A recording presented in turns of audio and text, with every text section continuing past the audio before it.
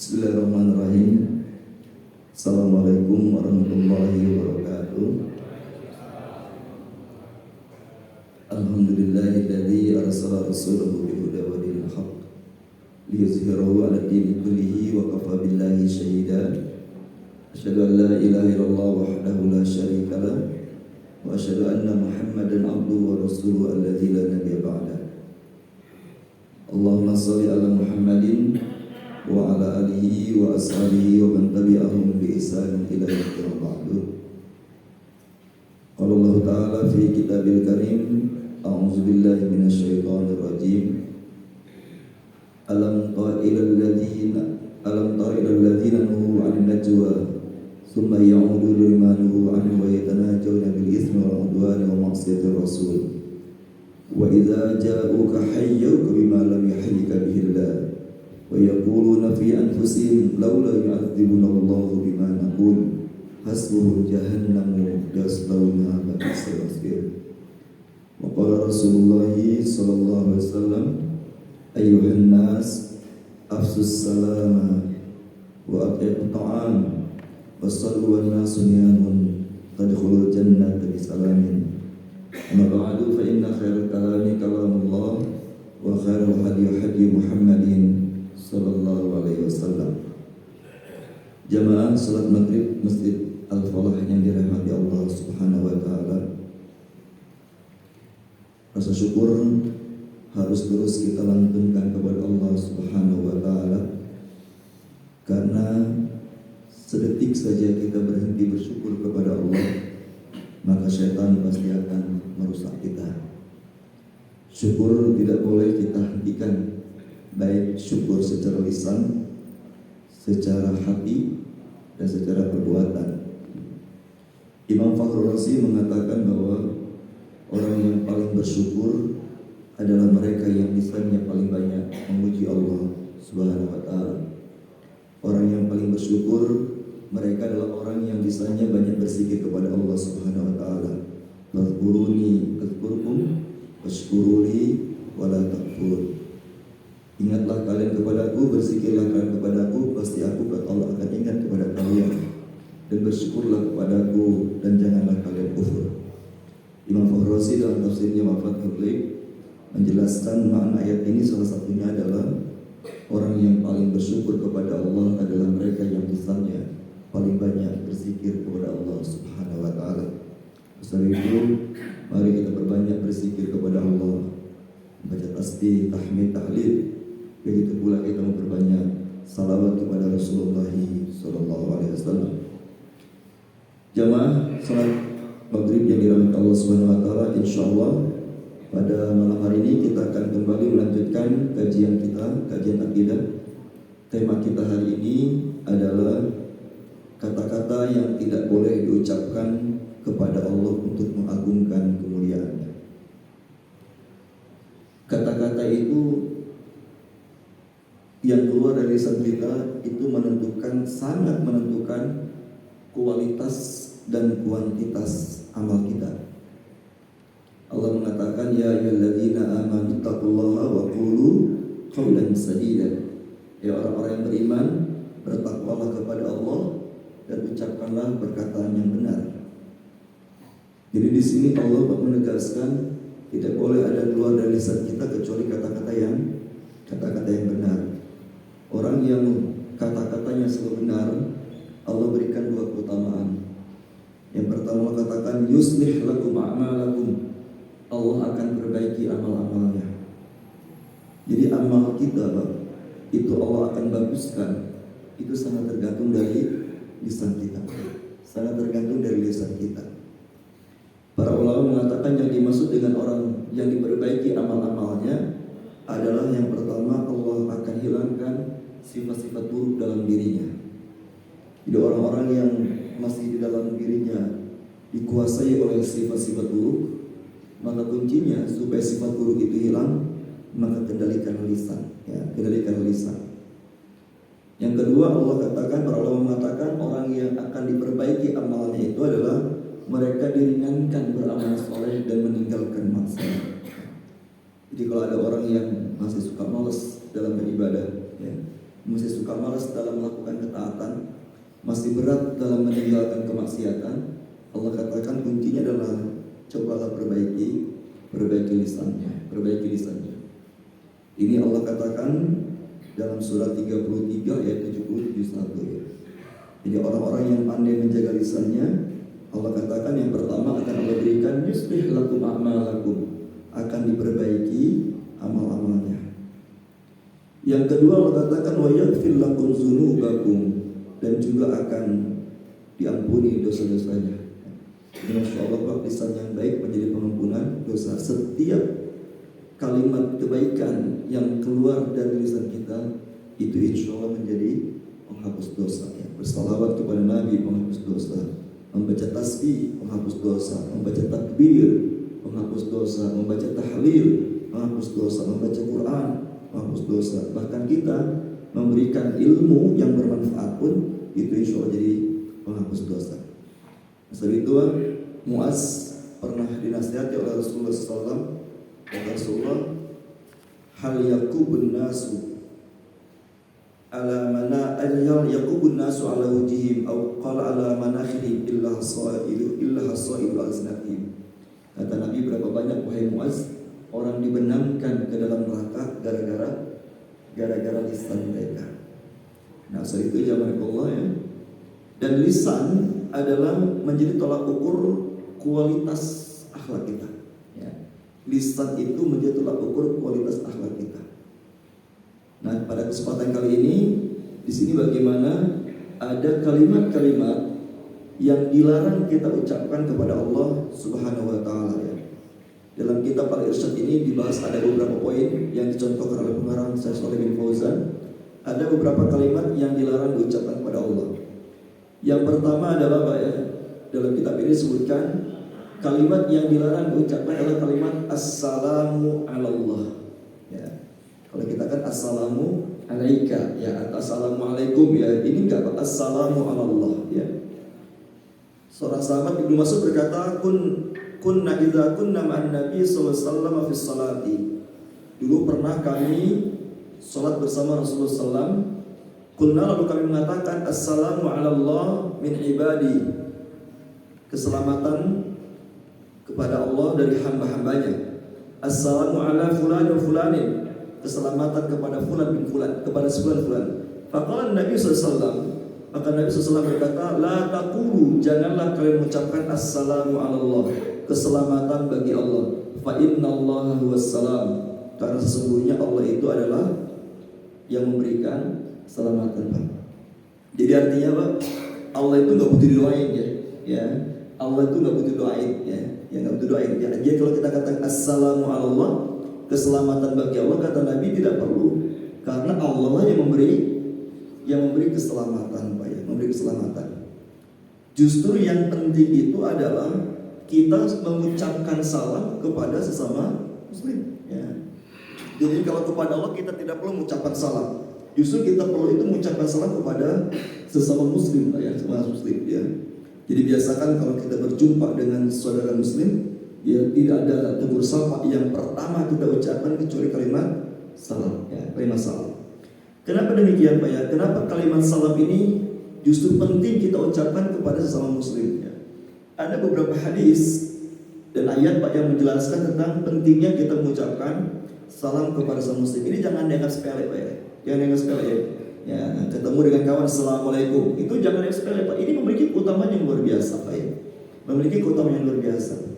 Yang pertama adalah Pak ya, kenapa kita penting kalau jumpa sama Muslim kita mengucapkan kalimat salam ya, yang diajarkan Allah. Yang pertama dijelaskan oleh Allah dalam surat keempat ayat 86. Ya, surat An-Nisa 86. Wa idza hayyitum bi tahiyyatin fahayyu bi ahsana minha aw rudduha. Allah katakan apabila kalian diberikan penghormatan dengan sebuah salam dari Allah, maka jawablah salam itu dengan yang lebih baik atau yang setimpal. Kalimat yang menarik adalah apa di sini bukan mengucapkan salamnya, tapi Allah dahulukan kalimat wa idza huyyitum bitahiyyatin. Apabila kalian mendapatkan penghormatan dengan penghormatan salam dari Allah. Ini artinya menunjukkan Pak, kalau kita ketemu sesama muslim, kemudian kita mengucapkan salam kepadanya, maka itu berarti kita sedang memuliakannya. Sedang memuliakannya. Kalau kita ketemu dengan muslim Pak, tidak mengucapkan salam dengan salam yang selain salam yang diajarkan Allah, berarti kita sedang merendahkannya, sedang menghinakannya. Makanya Pak, kita boleh protes. Kalau kita sudah mengucapkan salam, kemudian salam kita nggak dijawab, boleh protes Pak ya, boleh diprotes ya. Kan kenapa nggak jawab salam saya? Ya. Ini boleh protes Pak ya. Ya. Ini kenapa demikian Pak? Karena dalam surat An-Nisa surat 4 ayat 46 ini adalah bukti bahwa kita memuliakan saudara kita seorang muslim ketika berjumpa adalah kita mengucapkan salam kepadanya. Kata Allah, kalau kita dapat kemuliaan dari saudara kita, maka jawablah salam itu dengan lebih baik. Atau yang seringkali ya. Kan salam itu kan ada 3 ya. Salam yang diajarkan Allah ada 3. Yang pertama assalamualaikum. Itu yang pertama. Yang kedua assalamualaikum warahmatullah. Dan yang ketiga assalamualaikum warahmatullahi wabarakatuh ya. Dan Allah tidak mengajarkan salam selain yang 3 ini. Kalau ada orang mengatakan assalamualaikum, kata Allah jawab dengan istighfar, waalaikumsalam warahmatullah. Kalau ada orang mengatakan salam assalamualaikum warahmatullah, kita jawab dengan waalaikumsalam warahmatullahi wabarakatuh. Tapi kalau ada orang mengucapkan salam dengan lengkap, ya jawabnya lengkap juga ya. Yang dengan lengkap juga ya. Dan yang jangan Pak, kalau di medsos Pak ya, ucapin salam dengan singkat Pak ya. ASS WRBW Pak ya, itu salam yang bukan diajarkan Allah itu Pak ya. Nah itu udah salam yang diajarkan Allah ya. Dan itu apa kita jawab Pak? Coba kita lihat Pak ya, coba kita lihat dalam surat ke 58 ayat ke 8 Pak ya. Surat 58 ayat 8 Pak ya. Di sini Pak Allah katakan, ini harusnya hafal nih ayatnya ya. Gak usah dibaca ya. Wa idza ja'uka hayyuka bima lam yuhayyika bihillah wa yaquluna fi anfusihim laula yu'adzibuna Allahu bima naqul hasbuhum jahannamu yaslawnaha fa bi'sal masir. Ayat ini Pak menjelaskan tentang orang-orang kafir. Orang-orang kafir Pak, kalau mereka berjumpa dengan Rasulullah SAW, mereka mengucapkan salam kepada Nabi bukan dengan salam yang diajarkan Allah. Niatnya mereka menghina, ya, niatnya mereka meledek Pak kepada Rasulullah SAW ya. Sampai mereka mengatakan, buktinya kami mengucapkan salam dengan salam yang tidak diajarkan Allah, Allah tidak menyiksa kami. Jadi Pak ayat ini kebalikan dari surat 4 ayat 86 tadi Pak. Kalau surat 4 ayat 86 tadi kita mengucapkan salam kepada sama muslim, itu bukti kita sedang menghormatinya, sedang memuliakannya. Nah sementara dalam surat Al-Mujadilah ayat ke-8 tadi Pak, orang-orang kafir, orang-orang munafik Pak, kalau berjumpa dengan Nabi, mereka mengucapkan salam tidak dengan salam yang diajarkan Allah. Nah, selamat pagi, hai bro ya. Apalagi kita merasa Pak, itu kawan akrab kita ya, kawan akrab kita ya. Jadi begitu ketemu Pak, apa tuh kalimatnya ya? Hai bro, apa kabar bro gitu ya. Nah, itu sapaan pertama kalimat itu Pak. Kita boleh protes Pak ya. Ya, kalau nggak protes ya kita mengucapkan salam bukan ya.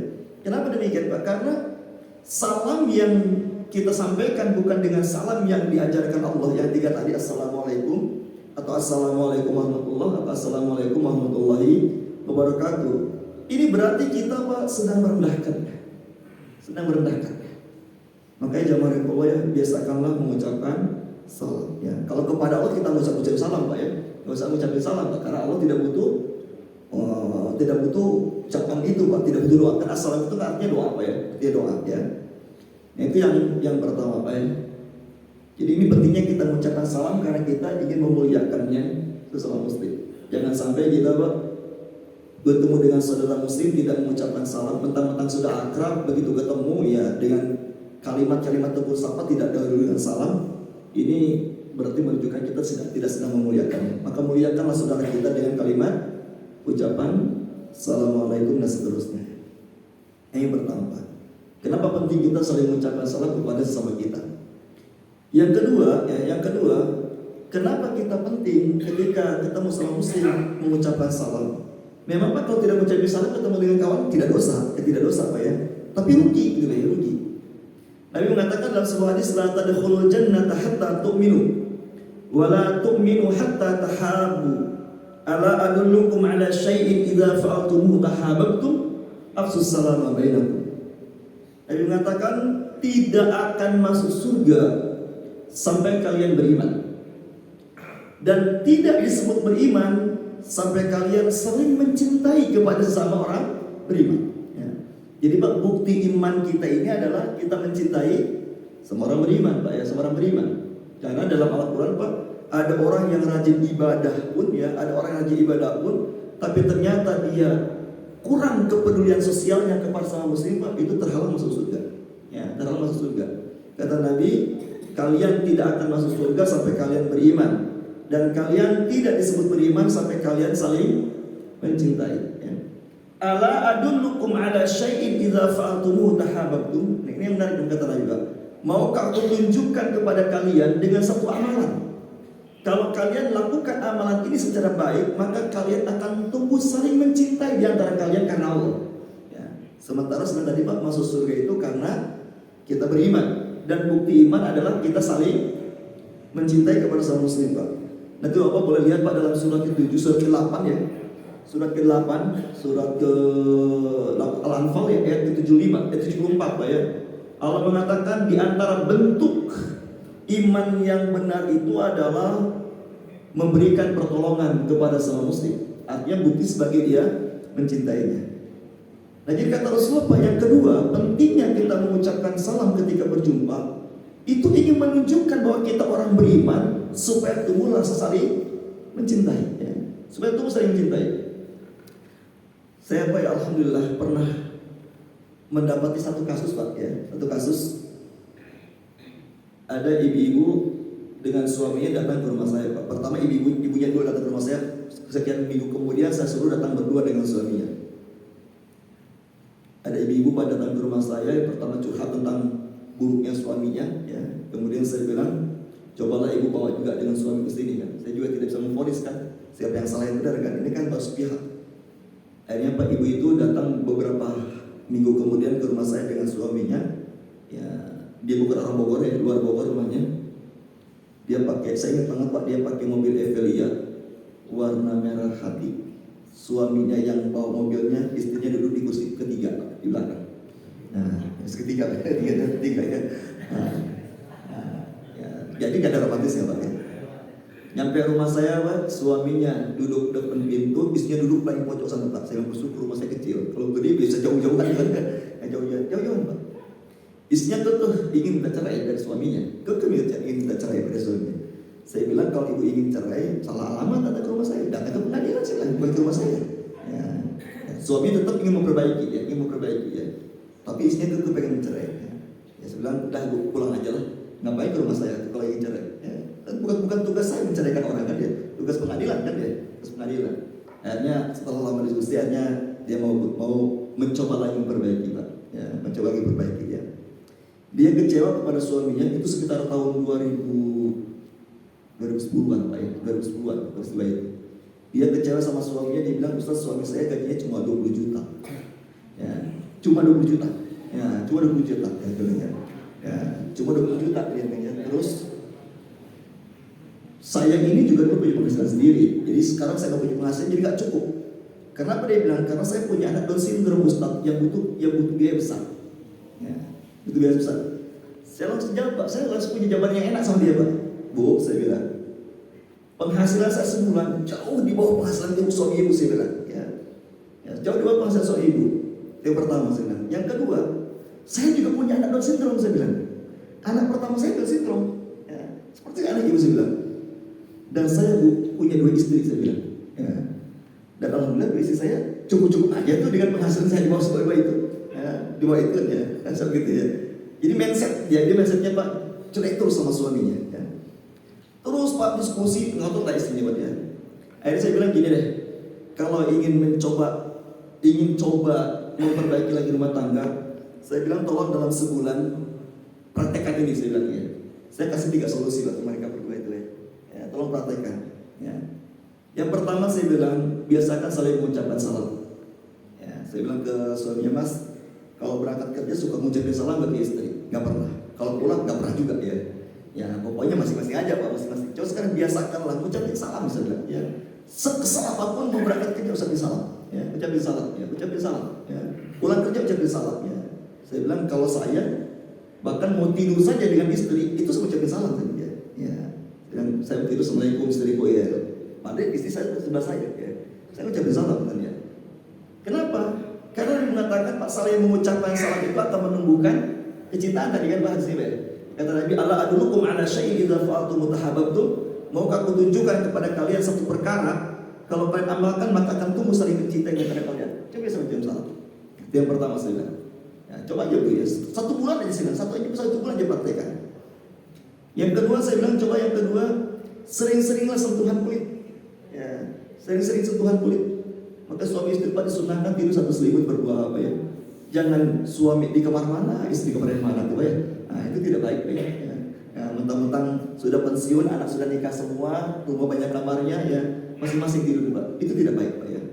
Kenapa tidak baik Pak? Karena nanti kalau istri melakukan khusus, itu kan salah satu hukum membuat istri kan memperbaiki dengan pisah ranjang Pak ya. Pisah ranjang. Nah kalau sudah terima pisah ranjang, sudah tidak lagi jadi hukuman dalam bagi istri Pak ya. Makanya saya bilang Bu ya, saya bilang kayak gitu Bapak itu sebenarnya. Aisyah mengatakan Nabi itu kalau mau sholat ke masjid itu terbiasa mencium kening istrinya dan Nabi tidak berwudu lagi. Itu kata Aisyah Pak. Ini Pak dalil yang menunjukkan dalil yang paling kuat bahwa sentuhan suami istri tidak membatalkan wudu Pak ya. Ini dalil yang paling kuat Pak ya. Jadi kata Aisyah, Rasulullah kalau mau pergi ke masjid itu biasa mencium kening istrinya. Bapak sudah gitu Pak. Ya, itu Rasul begitu kata Aisyah Pak. Jadi sering menyentuh kulitnya Pak. Ya, sering menyentuh kulitnya ya. Ya. Dan ternyata Pak ini Pak akan menumbuhkan rasa kasih sayang. Ya, rasa kasih sayang Pak. Makanya Pak ya, nauzubillah Pak orang pacaran kan selalu bergandengan tangan Pak ya. Nah, makanya cintanya kuat tuh karena pegangan terus. Kenapa setelah jadi suami sih halal kok tidak mau pegangan lagi gitu ya. Nah ini yang kedua ya. Saya bilang itu. Yang ketiga, rajinlah baca Quran saya. Karena baca Quran itu menyembuhkan penyakit hati ya. Isinya tetap membantah Pak ya. Ustaz gak mungkin ada berubah suami saya. Udah memfonis lah ya. Terus saya perbaiki ya. Kita bantulah memperbaiki untuk mindsetnya. Cara berpikir istrinya yang selalu negatif tinggi. Masya Allah Pak. Gak nyampe sebulan. Datang lagi mereka ke rumah saya. Sudah bergandeng tangan Pak. Bergandeng tangan. Cerai Bu, jadi cerai enggak? Jadi cerai enggak ya? Enggak Ustaz, insya Allah ya. Kami sudah baikkan, alhamdulillah ya. Nah, dan sekarang, masya Allah Pak ya, istrinya itu sekarang punya usaha yang bagus, maju sekarang ya. Ya, jadi tidak lagi penghasilannya jadi bertambah 2 kali lipat lah. Suami dan istri itu punya usaha. Ya, sekarang mereka punya usaha. Ya, istri suaminya tetap sebagai pegawai ya. Ya, dan istrinya sekarang punya usaha dan itu penghasilannya kayak lumayan cukup Ustaz ya. Saya pernah diundang ke tempatnya Ustaz, mampirlah ke tempat usaha kami Ustaz nanti, bawa istri lagi ya. Tempo hari dia pernah ke Bogor, ke rumah saya, Pak saya udah pindah. Ya, jadi dia ke rumah saya di Budia Agung dan saya udah pindah ke Bukit Timah, jadi nggak ketemu. Ya, akhirnya dia messenger ke saya di FB karena nomor kontaknya kan sudah hilang, ya karena ganti nomor saya. Dia di Ustaz saya kemarin ke rumah Ustaznya, tapi Ustaz nggak ada, rumahnya kosong. Saya bilang saya udah pindah ke situ ya. Terus sudah pindah di situ ya. Itu Pak, jadi ternyata benar kata Nabi Pak ya. Maukah aku tunjukkan kepada kalian kepada satu perbuatan yang kalau kalian kerjakan akan tumbuh saling mencintai karena Allah. Apa itu perbuatannya? Tebarkanlah salam di antara kalian. Ya, tebarkan salam di antara kalian. Mungkin Bapak pernah mengalami Pak ya. Mungkin di satu tempat ya, anggaplah di bandara Pak ya. Di bandara sedang nunggu pesawat Pak ya. Kemudian Bapak duduk sendirian. Tiba-tiba ada orang yang nyamperin kita, duduk samping kita Pak, mengatakan Pak, numpang duduk Pak sebelah sini ya. Kayak kita isikan Pak ya. Beda psikologis kita mengatakan Pak, Assalamualaikum Pak, ya. Ucapin salam dulu ya. Beda nggak rasa hati kita Pak? Kalau saya rasakan beda Pak. Jadi serasa itu sudah saya dulu. Kalau dia ucapin salam itu beda Pak. Benar kata Nabi Pak, ucapkanlah salam maka akan tumbuh saling mencintai ya, saling mencintai. Ya, tapi kalau ucapin salam lewat medsos Pak jangan disingkat Pak ya. Ya, karena itu bukan salam dari Allah tuh ya. ASS WRWB ya, itu jangan singkat, itu bukan dari salam dari Allah ya. Iya, awe itu lain lagi tuh. Itu lain lagi tuh. Lain lagi tuh. Jadi jangan disingkat lah, jangan disingkat Pak ya. Nah ini yang kedua Pak. Yang paling terpenting lagi Pak, kenapa kita harus saling mengucapkan salam ketika berjumpa Pak? Ini Masya Allah Pak. Ini yang menjadikan seorang Yahudi masuk Islam. Ya. Ini yang menjadikan seorang Yahudi masuk Islam Pak, namanya Abdullah bin Salam. Jadi ketika Rasulullah SAW Pak hijrah dari Mekah ke Madinah, itu kan ditunggu-tunggu kan oleh para sahabat, Nabi kapan datang kan ya? Kapan datang Pak? Sampai begitu Nabi datang bersama Abu Bakar, kan mereka sangat bergembira, sangat senang sekali dengan kedatangan Rasulullah, selamat artinya. Disambut dengan dengan syair-syair Tola al-Badru alaina min saniyatil wada ya itu kan nyambut Nabi, Tola al-Badru alaina min saniyatil wada, nyambut Nabi ketika Nabi hijrah dari Mekah ke Madinah ya. Artinya para sahabat bahagia ternyata Nabi dan Abu Bakar selamat ya. Nah Pak, kemudian inhafalan nas ya. Kemudian kata Abdullah bin Salam itu manusia berkumpul. Ya mungkin sebagian Pak pengen lihat juga wajah Nabi seperti apa ya. Kalau orang Ansor kan belum pernah lihat wajah Nabi Pak ya. Orang Muhajir udah biasa lihat wajah Nabi. Kalau orang Ansor kan belum pernah lihat. Dulu kan tidak ada video ya, tidak ada foto ya. Jadi mereka begitu Nabi pindah ke Madinah Pak, mereka ingin lihat berkumpul Pak. Yang mereka kata Abdullah bin Salam, dia masih Yahudi dia Pak, dia masih beragama Yahudi Abdullah bin Salam ini. Tapi dia ikut berkumpul ya. Apa kata Abdullah bin Salam? Aku melihat wajah Muhammad itu wajah yang tidak pernah berdusta. Jadi wajah-wajah tidak berdusta. Aku melihat pada wajah Muhammad adalah wajah yang penuh dengan kasih sayang. Nah ketika manusia sudah berkumpul Pak, inilah khutbah perdana Rasulullah SAW di Madinah. Ini khutbah perdananya Pak. Jadi ketika sahabat semua berkumpul, Muhajir Ansar berkumpul, termasuk dalamnya ada orang Yahudi namanya Abdullah bin Salam Pak ya. Dan hadis ini Pak ini diriwayatkan oleh Abdullah bin Salam ya, dan diterima ke periwayatannya karena dia masuk Islam ya. Apa kata Rasulullah Pak di khutbah perdananya? Ayyuhan nas, wahai manusia, afsus salama, tebarkanlah salam. Maksudnya biasakanlah kalau berjumpa sesama kalian saling mengucapkan salam. Afsus salam. Yang kedua, wa'at'imut ta'am, senanglah berbagi makanan ya. Jadi berbagi makanan tidak cukup hari Jumat aja Pak ya. Ya, silakan ya Pak berbagi makanan kapan dan dimanapun kita berbagi. Mentraktir kawan itu luar biasa baik itu Pak ya. Ya mentraktir makanan ya. Itu luar biasa Pak. Itu dijelaskan dalam surat ke-76 ayat 8 sampai 12 Pak. Ternyata senang berbagi makanan adalah amalan yang membuat kita tidak akan pernah ketakutan di padang mahsyar. Di saat semua orang ketakutan. Wa yut'imuna ta'ama ala hubbi miskina wa yatima wa asira innama nut'imukum liwajhillahi la nuridu minkum jazaa'an wala syukura inna nakhafu min rabbina yawman 'abusan qamtarira wa waqahumullahu syarra dzalikal yawm wa lakum nadrata wa surura. Kata Allah, orang-orang yang senang berbagi makanan waktu di dunia Pak, maka kata Allah mereka akan dilindungi dari keburukan-keburukan di padang mahsyar dan wajah mereka akan diberikan wajah kegembiraan di saat semua orang ketakutan. Ini Pak, kata Nabi, wahai manusia tadi ya, khutbah perdana Nabi, tebarkanlah salam. Yang kedua, berbagi makananlah. Dan yang ketiga, wasallu wan nasu niyamun, salat malamlah kalian saat orang lain tidur Pak. 3 amalan ini Pak, ini adalah 3 amalan yang pertama kali Nabi wasiatkan ketika Nabi sampai ke Madinah waktu hijrah. Apa tadi pertama? Yang pertama tebarkan salam. Yang kedua, senang berbagi makan. Yang ketiga, sholat malam. Apa kata Rasulullah? Kalau kita menjaga 3 ini, kata Nabi, tadkhulul jannata bisalamin, engkau akan masuk surga dengan selamat ya, engkau akan masuk surga dengan selamat ya. Yang dimaksud masuk surga dengan selamat ini Pak, ini yang pertama tanpa mampir ke neraka ya. Tanpa mampir ke neraka. Karena ada orang yang masuk surganya harus mampir ke neraka dulu Pak ya. Ada orang yang masuk surganya mampir ke neraka dulu. Nah orang yang melakukan amalan 3 tadi Pak, itu gak akan mampir ke neraka Pak, langsung ke surga insya Allah. Yang kedua yang dimaksud dengan masuk surga dengan selamat Pak, itu akan dihisab dengan hisab yang ringan. Sebagaimana firman Allah, fasawfa yuhasabu hisaban yasira, mereka akan dihisab dengan hisab yang ringan. Masya Allah Pak, ini 3 amalan sederhana, tapi ternyata Pak balasnya luar biasa. Jadi kalau kita ingin dapat jaminan surga, bahkan surganya dengan selamat, dengan mulus Pak ya, tanpa ada hambatan yang berat ya. Tadkhulul jannata bisalamin, kata Rasulullah, engkau akan masuk surga dengan selamat. Kata Nabi, salah satunya adalah afsus salam, tebarkan salam. Maka jamaah ya, kalau kita jumpa sama muslim, usahakan Pak, kita duluan yang mengucapkan salam ya, kita duluan mengucapkan salam. Karena kata sahabat, Kalau kami berjumpa dengan Rasulullah SAW, kami tidak pernah bisa mendahului salamnya Nabi. Selalu Nabi yang lebih dulu mengucapkan salam. Kenapa demikian, Pak? Karena yang mengucapkan salam lebih baik daripada yang menjawab. Allah mengatakan dalam surat ke-6, Pak, ini rahasianya, ini rahasia dalilnya. Kenapa orang yang selalu mengucapkan salam ketika berjumpa dengan sesama muslim itu akan masuk surga dengan selamat, Pak? Ini rahasianya adalah dalam surat ke-6 ayat 160. Allah mengatakan man jaa bil hasanati falahu asyru amsalihha. Barang siapa yang berbuat satu kebaikan, maka akan Allah balas 10 kali lipat. Barang siapa yang berbuat satu kebaikan, Allah akan balas 10 kali lipat. Saya katakan misalkan ke bawah, Pak, assalamualaikum, keselamatan, semoga Allah memberikan keselamatan kepada kalian. Kira-kira, Pak, itu doa saya mustajab tidak, Pak? Belum tentu, Pak.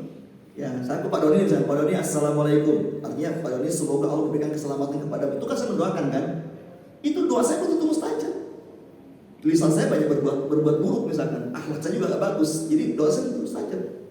Begitu juga Pak Doni mengatakan waalaikumsalam, semoga Allah memberikan keselamatan kepadamu. Kira-kira doa Pak Doni mustajab tidak untuk saya? Belum tentu juga. Belum tentu juga, Pak.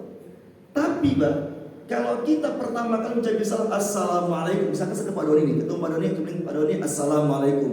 Sebelum Pak Doni jawab salam saya, Pak, itu sudah 10 malaikat yang menjawab salam saya. Sudah 10 malaikat menjawab salam saya. Jadi saya ketika mengatakan assalamualaikum Pak Doni, Pak Doni belum jawab, itu semua malaikat orang mengatakan waalaikumsalam, 10 malaikat. Kata 10 malaikat, semoga Allah memberikan keselamatan kepadamu. Kira-kira doa malaikat mustajab tidak, Pak? Mustajab. Itu doa malaikat mustajab, Pak. Ini kenapa? Kenapa, Pak? Kita kalau ketemu dengan siapapun, kalau bisa kita lebih dulu mengucapkan salam. Jangan mentang-mentang kita yang sudah senior ya, junior salam dong ke yang tua, jangan gitu ya. Ya, siapa yang mau dapat doa malaikat ya? Siapa yang mau dapat doa malaikat, Pak ya? Dan ini salah satu rahasia dalilnya kenapa orang yang kata Nabi, tebarkanlah salam, engkau akan masuk surga dengan selamat. Karena kalau kita terbiasa mengucapkan salam ketemu dengan sama muslim, Pak, kita didoain oleh semua malaikat. Dan doa mereka mustajab. Doa mereka itu mustajab, doa kita belum tentu mustajab ya. Makanya, Pak, sekali lagi inilah kira-kira 3 alasan terbaik kenapa kita kalau sama muslim harus mengucapkan salam ya. Yang pertama tadi, kita ingin menghormati dia, memuliakan dia. Yang kedua, kita ingin menunjukkan bahwa kita orang beriman ya, orang beriman karena ingin masuk surga. Dan yang ketiga, supaya kalau kita masuk surga dengan selamat ya, dengan selamat. Ini dibiasakan seperti itu, Pak ya. Udah Isya belum? Oh, masih lama ya, silakan. Baik, itu yang pertama, Pak ya. Jadi sekali lagi yang pertama, kata Rasulullah SAW, ucapan yang jangan kita ucapkan kepada Allah adalah mengucapkan assalamu ala Allah ya, keselamatan bagi Allah ya. Sudah kita katakan assalamu alaikum ya, assalamualaikum. Yang kedua, Pak, ucapan yang dilarang oleh Rasulullah SAW yang kita ucapkan kepada Allah Subhanahu wa taala, dilarang mengucapkan kata-kata memberikan pilihan kepada Allah untuk mengampuni atau tidak mengampuni dosa kita. Ya. Makanya, Pak, kalau kita berdoa kepada Allah, Pak ya. Contoh ini kalimatnya, Pak, kata Nabi, la taqul ahadukum, janganlah seseorang di antara kalian mengucapkan Allahumma gfirli in syi'ta, ya Allah ampunkanlah dosaku jika Engkau berkehendak. Allahumma arhamni in syi'ta, ya Allah rahmatilah aku jika Engkau berkehendak. Liya'zimal mas'alah fa innallaha la mukriha lahu. Hendaklah dia memastikan permohonannya karena sesungguhnya tidak ada yang memaksa Allah. Pak, rumusnya kalau kita berdoa kepada Allah, mintalah dalam doa kita, Pak, mintalah kepada Allah yang terbaik menurut kita, Pak. Kalau kita berdoa sama Allah, minta yang terbaik menurut kita, bukan menurut Allah, Pak. Menurut kita, Pak. Saya contohkan, Pak, bahwa Bapak sakit, yang terbaik menurut Bapak pada saat itu apa, Pak? Sembuh. Jadi jangan, ya Allah, jika penyakit ini membawa kebaikan untukku, biarlah sakit. Tapi jika kau hendak sembuhkan, ya Allah sembuhkanlah penyakit. Gitu kan. Minta yang terbaik menurut kita, Pak. Ya, itu yang kita, Pak. Bapak kan sudah dengar kisah Nabi Zakaria, Pak. Nabi Zakaria itu, Pak, sudah sangat tua. Ya, sudah sangat tua. Istrinya pun sudah sangat tua dan mandul. Apa permintaannya, Pak? Apa kira permintaan Nabi Zakaria, Pak? Rabbi habli min ladunka dzurriyyatan thayyibatan innaka sami'ud du'a. Innaka antas sami'ud du'a. Ya Allah, berikanlah kepadaku keturunan yang baik.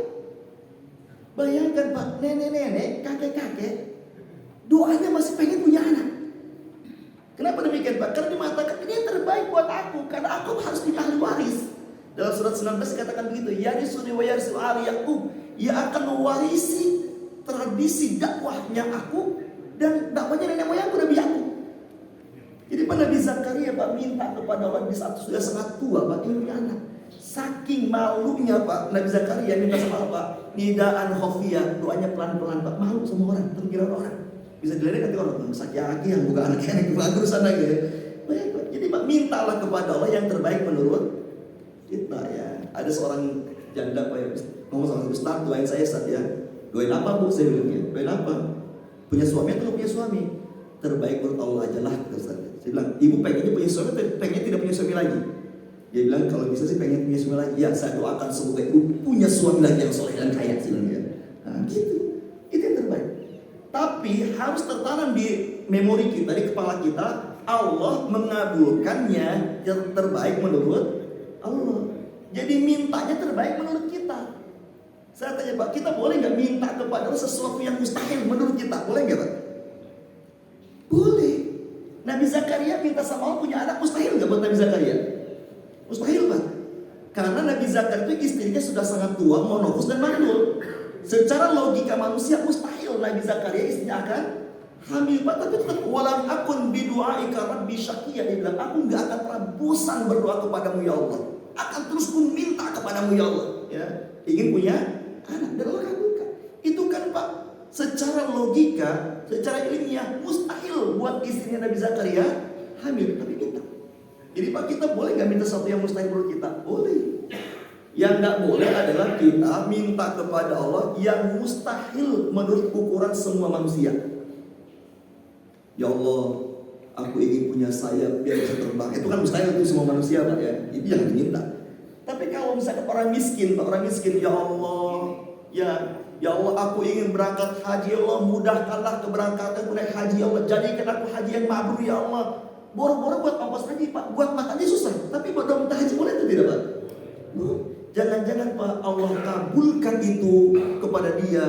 Takdir orang yang mampu secara logika untuk haji, punya rezeki banyak, punya duit banyak, tapi nggak pernah minta sama Allah, maka Allah nggak kasih. Tapi orang miskin yang gak punya uang Pak, minta sama Allah, maka takdir orang kaya diberikan kepada dia. Makanya Pak, jadi dalam bersama Allah Pak, rumusnya adalah mintalah kepada Allah yang terbaik menurut kita, bukan menurut Allah, menurut kita Pak. Nanti Allah mengabulkan yang terbaik menurut Allah. Makanya Pak, dalam berdoa jangan kasih pilihan kepada Allah, jangan kasih pilihan sama Allah Pak ya. Jangan, minta aja Pak ya. Ya Allah, aku pengen jadi orang kaya, udah kita aja. Ya Allah, aku pengen punya mobil Mercy warna ungu, kan? Kira-kira gitu lah. Apa maunya kita? Menurut kita apa maunya? Silakan aja sama Allah kita kira-kira. Warna pink misalkan gitu ya. Buat hadiah istri ya nggak masalah, Pak. Terserah Pak ya. Jadi yang terbaik kita Pak. Tapi di kepala kita tertanam Allah mengabulkan yang terbaik menurut Allah. Sehingga nanti ada konsep namanya tawakal. Minta yang terbaik menurut kita, Allah kabulkan terbaik menurut Allah Subhanahu Wa Taala. Intinya Pak, kalau berdoa sama Allah jangan kasih pilihan. Minta yang terbaiknya. Seperti itu ya. Seperti minta surga ya, kata Nabi, mintalah surga Firdaus, jangan minta surga Allah masukkan ke surga untuk emperan, itu orang sombong Pak, nggak boleh. Minta surga Firdaus.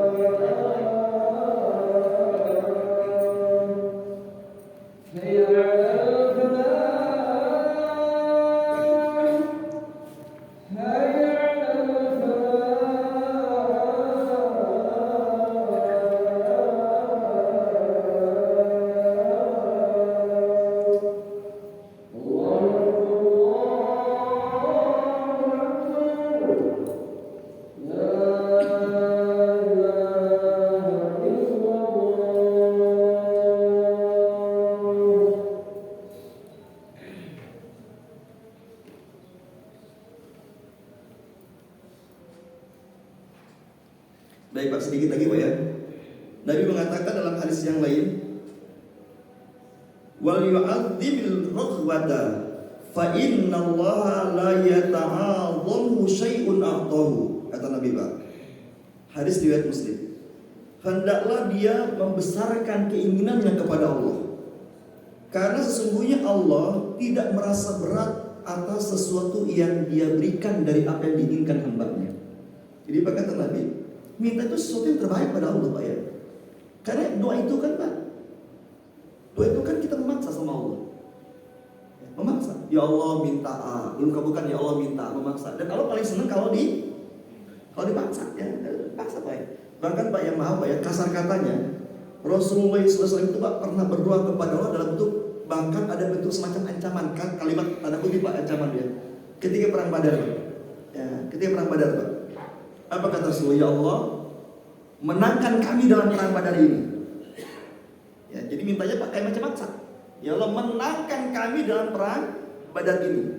Karena jika kami kalah dalam perang Badar ini, aku menjamin tidak akan ada lagi orang yang menyembahmu di muka bumi ini. Ya artinya apa? Kalau Nabi di perang Badar terbunuh kan sudah tidak ada Nabi lagi kan? Nabi Muhammad kan terakhir kan? Kata Rasulullah, kalau kami kalah dalam perang Badar ini sampai aku terbunuh, kata Nabi, yakin di muka bumi ini tidak akan ada lagi yang menyembah Allah, karena Nabi sudah tidak ada. Nabi sudah tidak ada Pak. Semacam mengancam Pak ya. Pokoknya minta menang ya Allah ya. Karena kalau kami kalah nggak akan lagi menyembah. Masa itu zaman pula kata Nabi, perbesarlah meminta pada Allah. Bahkan Pak, dalam hadis yang lain riwayat Ibnu Majah Pak, sekedar menghayal kebaikan saja, kata Nabi, perbanyak. Idza tamanna ahadukum falyukthir. Rasulullah SAW, kalau kalian berangan-angan yang baik, terus besarkan angan-angan yang baik itu. Karena angan-angan yang baik itu, kata Nabi, itu hakikatnya adalah doa. Doa. Ya, itu kalau rumah, kalau kebelisan aku jadikan rumah tahfiz. Perbesar angan-angan itu Pak. Terus itu Pak. Karena berangan-angan yang baik, kata Nabi, hakikatnya kita sedang berdoa kepada Allah Subhanahu wa taala. Jadi jangan mengukur apa Pak? Jangan mengukur kekuasaan Allah dengan logika kita. Mana mungkin ya. Jangan Pak ya. Kekuasaan Allah jangan dibatasi oleh logika kita Pak. Ya, karena berdoa itu Pak ya. Berdoa itu kan intinya selain kita sedang meminta kepada Allah ya. Karena gini Pak ya. Kalau kita meminta sama Allah, saya yakin Pak, kita tidak meminta pun sama Allah, kira-kira Allah tahu nggak keinginan kita? Tapi kenapa kita bisa meminta? Bahkan Allah katakan ulang-ulang. Kan kita nggak diajarkan Pak, ya Allah kabulkanlah segala keinginanku, kan kau maha tahu ya Allah apa yang kuinginkan. Kan nggak ada kalimat itu kan Pak ya? Nggak ada. Sebutkan apa yang kita inginkan. Karena jazakumullah, hakikat berdoa itu intinya adalah bukan sekedar meminta. Karena tanpa meminta pun Allah tahu keinginan kita. Tapi hakikat berdoa itu kepada Allah adalah kita sedang melepaskan diri dari ketergantungan kepada makhluk. Ya, kita sedang melepaskan diri ketergantungan kepada makhluk Pak. Ada sahabat yang berdoa begini Pak, saking khusyuknya, ya Allah, aku punya sepatu nggak punya talinya, ya Allah, berikanlah aku tali sepatu itu. Sampai nangis Pak, minta tali sepatu sampai nangis. Ini kalau nggak salah namanya Ali bin Abi Thalib Pak. Kan diketawain sama teman-temannya.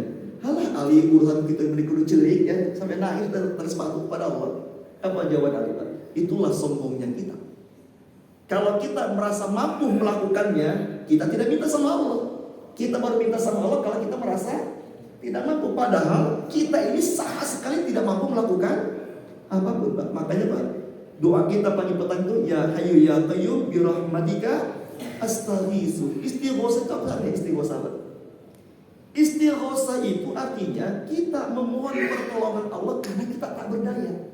Maka suka ada kalau ada acara musibah besar Pak, yuk kita istighosa kubro misalkan ya. Istighosa itu artinya Pak, kita memohon pertolongan Allah saat kita tidak berdaya. Kenapa kita baca setiap hari ya Hayyu ya Qayyum bi rahmatika astaghiitsu aslih li sya'ni kullahu wa la takilni ila nafsi tarafata ain. Kenapa kalimat istighosa? Karena memang kita setiap saat gak punya kemampuan untuk melakukan apapun tanpa pertolongan Allah. Sampai kalian ujungnya wala takilni ila nafsi tarfatain. Ya Allah, jangan kau timpakan satu sekecil apapun masalah kepadaku tanpa engkau tidak terlibat. Jangan kau bebankan sekecil apapun masalah kepadaku tanpa engkau terlibat. Jadi Pak, kita ini 24 jam terhadap masalah sekecil apapun Allah terlibat. Makanya itulah Pak kenapa kita dianjurkan banyak berdoa. Karena doa itu salah satu intinya adalah bukan sekedar meminta, tapi kita sedang mencoba terus melatih melepaskan diri dari ketergantungan kepada makhluk. Makanya Pak, ada orang yang baru mustajab doanya kalau sudah kepepet. Kenapa? Karena kepala dia gak ada lagi diharapkan. Waduh, nangis kayak mustajab. Tapi ketika kita berdoa, ya Allah mudahkan rezekiku dan kepalakan sebagai tabungan, gitu ya. Ya Allah, ya sehatkanlah aku, nggak apa-apa lah, uang masih banyak, rumah sakit juga masih kebayar, gitu ya. Jadi kadang-kadang kepala kita Pak ketika mulut meminta sama Allah, tapi otak kita berpikir kepada selain Allah. Ya, contoh Pak ya, kita butuh rezeki, misalkan kita butuh uang 10 juta, teman kita punya hutang sama kita 20 juta. Begitu kita berdoa sama Allah gimana Pak? Ya Allah mudahkanlah rezeki. Mulut minta ya Allah mudahkan rezekiku, aku butuh uang 10 juta. Otak kita kemana Pak? Otak kita kemana Pak? Si Anu punya hutang dibatagih nanti ya. Bayangkan Pak. Jadi mulut kita bergantung kepada Allah, tapi akal bergantung kepada makhluk Pak. Maka di Al-Quran Pak, jangankan orang beriman, orang-orang munafik pun ketika mereka bersama Allah melepaskan ketergantungan sama makhluk dikabulkan Pak. Dalam Al-Quran 10 Pak, ketika mereka berlayar di lautan kan, ketika kapal mereka akan oleng, akan tenggelam, mereka kepada siapa berharap? Doa ya Allah, la in anjaytana min hadzal lanakunanna minasy-syakirin as-sabirin. Ya Allah, kalau Kau selamatkan kami dari bencana ini, kami pasti akan terus orang yang beramal soleh. Bayangkan, ini kan cerita orang-orang munafik Pak. Ketika mereka doanya saja hanya bergantung sama Allah, karena sudah tidak ada yang bisa diharapkan, Allah kabulkan. Itu orang munafik. Apalagi kita orang beriman. Makanya Pak, sekali lagi doa itu salah satu intinya adalah melepaskan diri dari ketergantungan kepada makhluk. Makanya teruslah ulang-ulang dalam doa kita Pak, sampai otak kita dinolkan kepada kemampuan kita. Semuanya serahkan kepada Allah Subhanahu wa taala. Nah, kira-kira begitu. Apalagi Pak berdoa sama Allah ngasih pilihan. Berarti kita sombong Pak ya. Seolah-olah kita tidak butuh Allah. Ya Allah, Kau kasih alhamdulillah enggak juga apa-apa sih. Kita enggak butuh sama Allah ya. Maaf ya, itu bahasa kasih itu kurang beradab sama Allah. Maka kalimat itu Pak, jangan pernah memberikan pilihan kepada Allah dalam doa. Kita minta apa aja yang terbaik menurut kita. Karena kata Nabi, besarkan keinginanmu, karena bagi Allah tidak ada yang berat untuk mengabulkan. Demikian, hadanallahu wa iyyakum ajmain. Semoga diri kita hanya bergantung kepada Allah Subhanahu wa taala, sehingga Allah akan permudah untuk dikabulkan segala harapan kita. Hadanallahu wa iyyakum ajmain. Kita tutup dengan doa penutup majelis. Subhanaka Allahumma wa bihamdika asyhadu an la ilaha illa anta astaghfiruka wa atubu ilaik. Wa lakum minkum. Wassalamualaikum warahmatullahi wabarakatuh.